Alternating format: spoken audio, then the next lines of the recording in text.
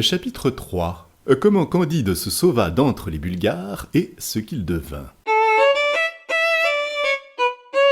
Rien n'était si beau, si leste, si brillant, si bien ordonné que les deux armées. Les trompettes, les fifres, les hautbois, les tambours, les canons formaient une harmonie telle qu'il n'y en eut jamais en enfer. Les canons renversèrent d'abord à peu près 6000 hommes de chaque côté.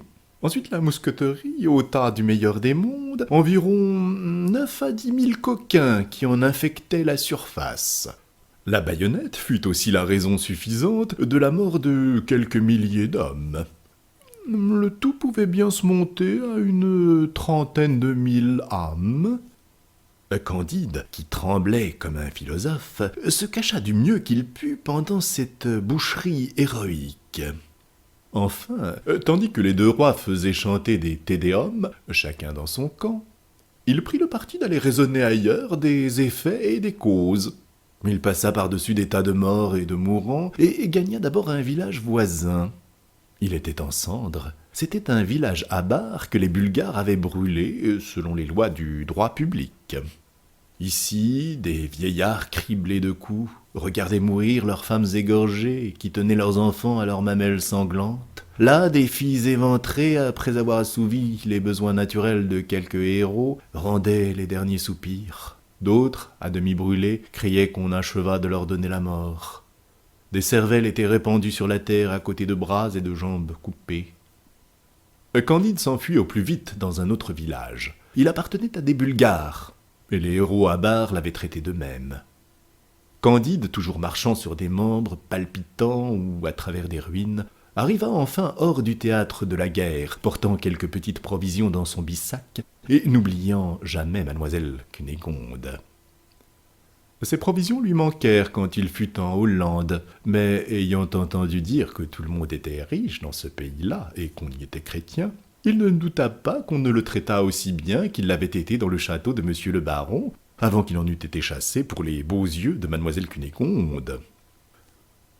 Il demanda l'aumône à plusieurs graves personnages qui lui répondirent tous que, s'il continuait à faire ce métier, on l'enfermerait dans une maison de correction pour lui apprendre à vivre.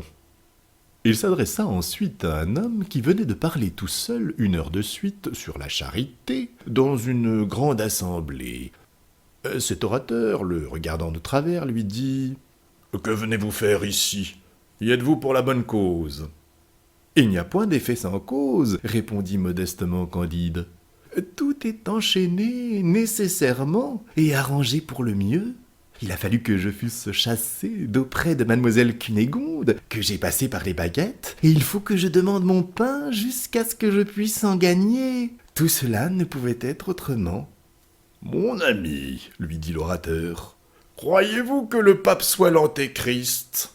« Je ne l'avais pas encore entendu dire, » répondit Candide. « Mais qu'il le soit ou qu'il ne le soit pas, je manque de pain. »« Tu ne mérites pas d'en manger, » dit l'autre. « Va, coquin, va, misérable, ne m'approche de ta vie. » La femme de l'orateur, ayant mis la tête à la fenêtre et avisant un homme qui doutait que le pape fût antéchrist, lui répandit sur le chef un plein « Ô ciel, à quel excès se porte le zèle de la religion dans les dames !»